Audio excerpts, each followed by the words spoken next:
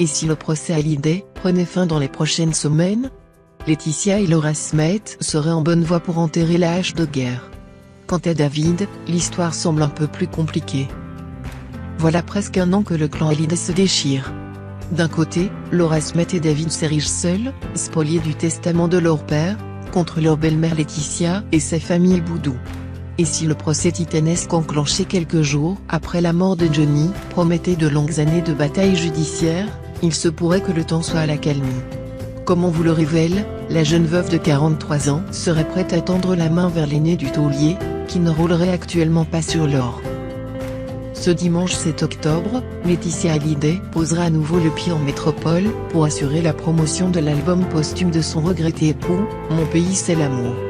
Tout ce qu'elle veut en arrivant à Paris, c'est la paix, nous confie ainsi une source, et faire la promo du nouvel album de Johnny en mettant de côté les rancœurs.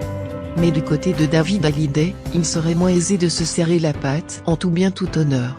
En pleine tournée musicale, et malgré quelques couacs dans le Pas-de-Calais, le fils de Johnny ne serait pas dans la même urgence financière que sa demi-sœur.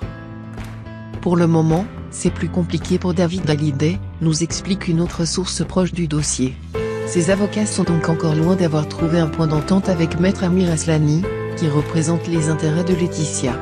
Mais pour arranger celle qui se bat à ses côtés depuis le début, David serait éventuellement dans l'obligation de céder, si tout va dans le bon sens, et surtout si Laura parvient à obtenir un accord très satisfaisant, il se pourrait que David sera lui aussi poussé à négocier avant la date du 30 novembre. Il pourra encore dire qu'on ne lui a pas laissé le temps,